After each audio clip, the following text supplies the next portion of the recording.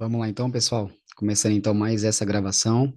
Hoje a gente vai tratar então sobre a obra O Leviatã, do filósofo Thomas Hobbes. Então a gente vai dar continuidade aqui no nosso trabalho de trazer aqui algumas obras clássicas, né?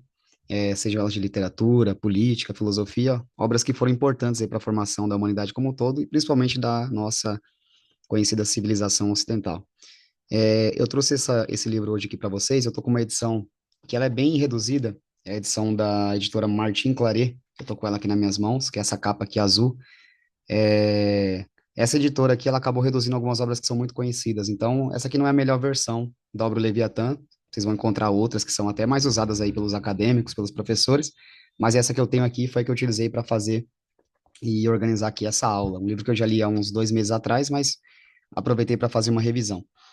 Para começar, então, eu trouxe para vocês aqui essa imagem, que é muito clássica. Se você digitar no Google aí o Leviatã, de Thomas Hobbes, é a primeira imagem que vai aparecer para você, seja ela em preto e branco, seja ela colorida.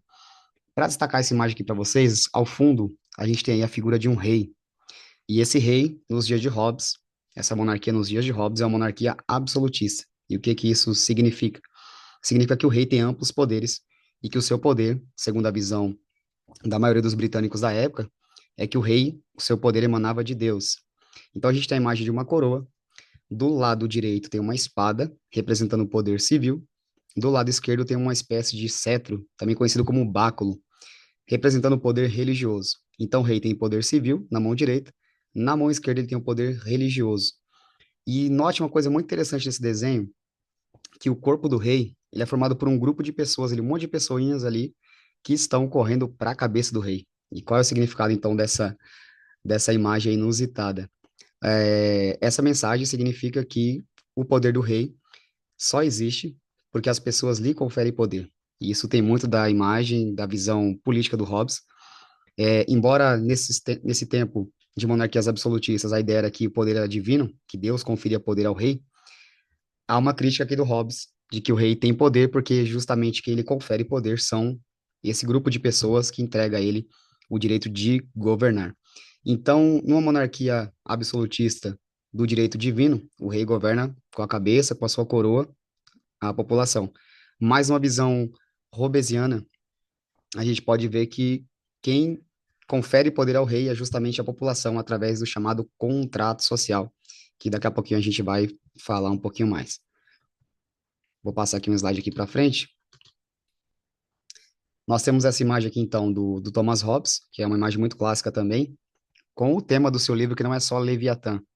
Leviatã faz uma referência ao livro de Jó, e inclusive a obra do Hobbes vai tratar o tempo inteiro sobre passagens bíblicas, embora o Hobbes tenha sido acusado no final da sua vida de ser um ateu.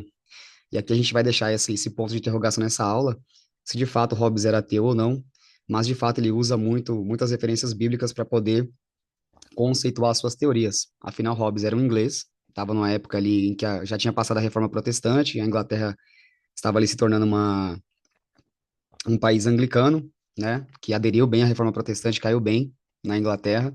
Então, esse discurso religioso e político estava ali entrelaçado, e a gente vai ver isso muito aqui na obra do Hobbes. Eu montei aqui, a gente vai ficar agora aqui nesse mapa mental para tentar entender, então, um pouco do período do que o Hobbes viveu, para compreender, então, essa obra Leviatã, do que ela trata.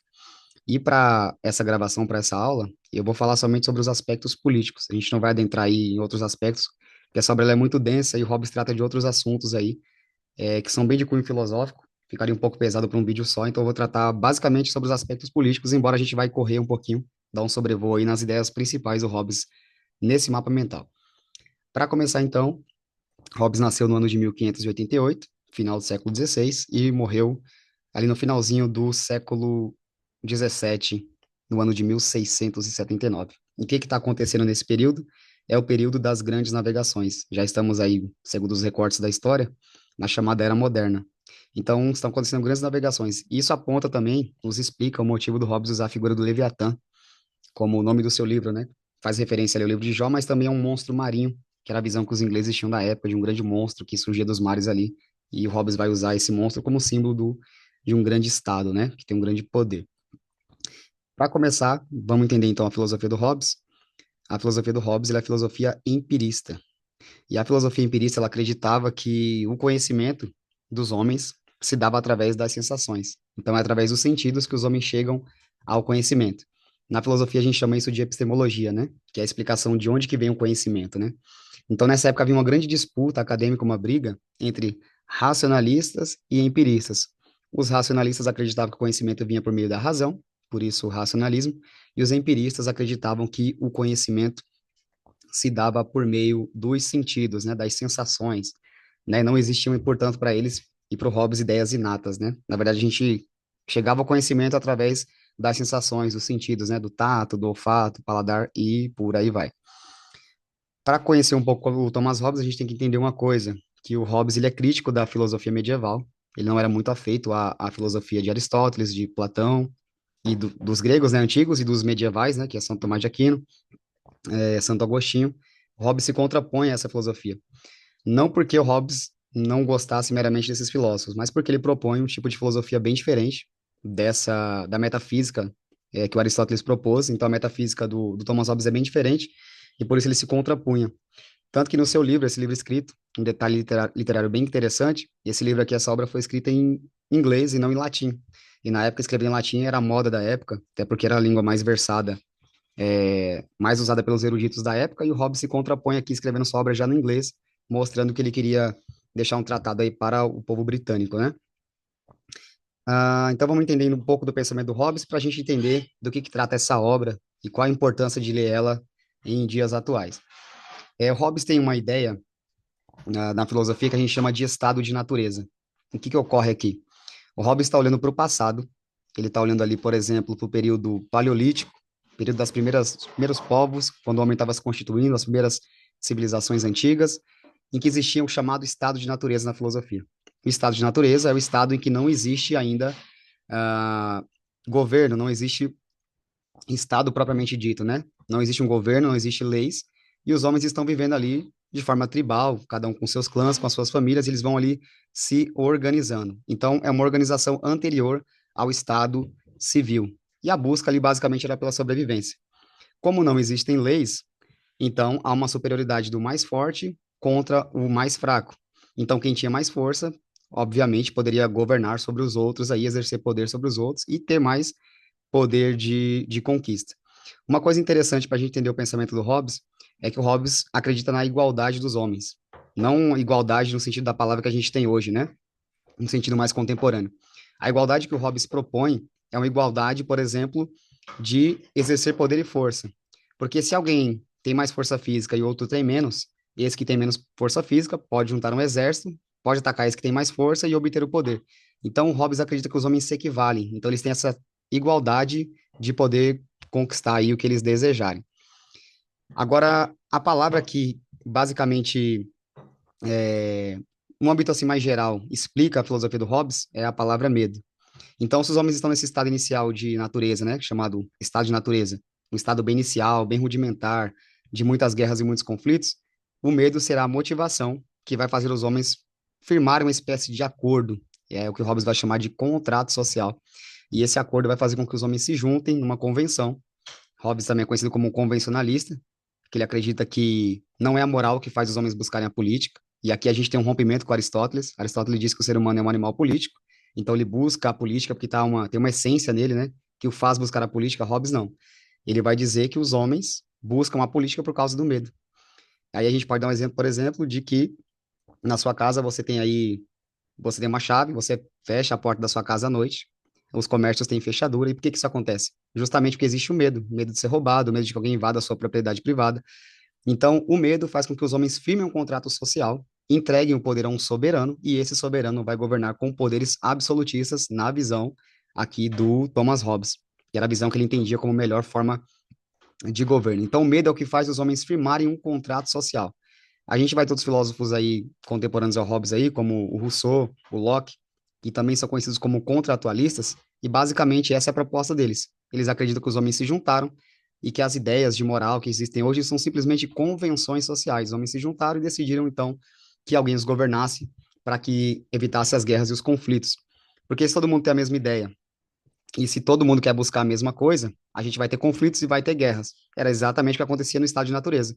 Então, Hobbes aqui propõe a ideia de que seria melhor existir um contrato social e era exatamente o que estava já acontecendo na Inglaterra, se tratando de modernidade. Então, aqui, filosofia contratualista, a gente já explicou aqui, e agora a gente tem a questão do absolutismo, né? Que a gente falou aqui no começo daquela imagem de um rei com um cetro, né? Com um báculo, com uma espada nas mãos, poder civil e poder eclesiástico. Então, o Hobbes acreditava que a melhor maneira de se governar era que existisse um soberano ou um grupo de pessoas que governassem em prol da sociedade. Então, todos abririam mão de parte da sua liberdade e entregariam para esse rei, e esse rei governaria aí trazendo paz e estabilidade para a sociedade. Sem esse tipo de governo, a gente vai entender uma frase muito famosa que as pessoas atribuem ao Hobbes, mas que na verdade é uma ideia, que é aquela frase: o homem é o lobo do próprio homem. Ou seja, em um estado de natureza, a gente vai procurar a guerra, os conflitos, né? Cada um vai buscar os seus interesses. Mas nessa ideia contratualista, a gente abre mão de parte da nossa liberdade e entrega para o rei para que ele possa governar aí da melhor forma possível. Existem aspectos religiosos que são bem interessantes da gente analisar aqui na obra do Thomas Hobbes, porque o Hobbes ele é conhecido como filósofo corporeísta. E a gente já falou aqui sobre o aspecto dele acreditar na filosofia empirista, né, que é dos sentidos. Então, para o Hobbes, tudo que existe são corpos. Embora o Hobbes fale muito da Bíblia em toda a sua obra, o Hobbes não acredita, por exemplo, em substâncias inanimadas, né, como alma, espírito, qualquer outro tipo de substância inanimada para o Hobbes não existe. Ele é um empirista mecanicista, então ele acredita que só existem corpos na natureza. Logo, o Estado seria um corpo, uma espécie de corpo civil, que se forma, né, que se junta ali, faz um contrato social e se juntam ali mutuamente para buscar um mesmo objetivo. Então, para o Hobbes, o que existem são corpos. Então, ele invalida muitas coisas que a gente vê, embora ele cite muito a Bíblia, ele vai contra muitos pontos aí das escrituras bíblicas, né?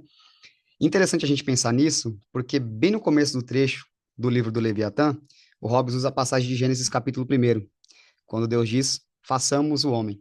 Ele diz que da mesma forma há uma busca de se construir um homem artificial.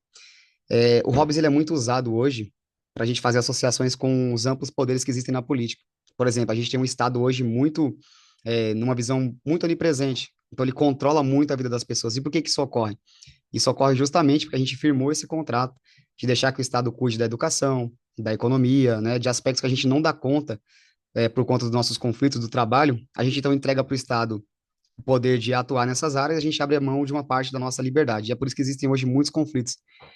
Então, para entender essa obra, a gente percebe que ela tem um assunto que é muito atual nos nossos dias, né? A gente fala muito hoje sobre o Brasil, por exemplo, que trabalha com três poderes, né? Legislativo, executivo e judiciário. E a gente vê sempre esses conflitos aí de interesses, de poderes ali. Então, Hobbes mostra como esse Estado agigantado, ele é fruto, na visão do Hobbes, pelo menos, de uma convenção social. Para terminar aqui, outro aspecto marcante do Hobbes é a questão da moral. A gente vê muito a moral sendo versada por Aristóteles, por Platão, né? Eles vão buscar ali, por exemplo, os fins últimos, né? Qual que é o objetivo da gente buscar a moral, a verdade, o bem, a justiça? Para o Hobbes isso não existe. Para o Hobbes tudo que existe são apenas convenções. Os homens se juntam, eles criam leis para poder se ajudarem mutuamente num objetivo, porque cada um tem o seu interesse. Então não existiria, na visão do Hobbes, essa moral, pelo menos em sentido metafísico, né? O que existe, na verdade, são convenções entre os homens. Esse vídeo aqui foi bem curtinho, foi só uma introdução sobre a obra Leviatã. É uma obra bem densa, trata de muitos assuntos, mas o que mais é conhecido nessa obra é a questão da filosofia política do Hobbes. Então, eu deixei essa introdução para vocês. É uma boa leitura para quem quer começar a conhecer aí um pouco de política, e eu vou deixar ela como recomendação nessa aula. Então, espero vocês aí no próximo vídeo.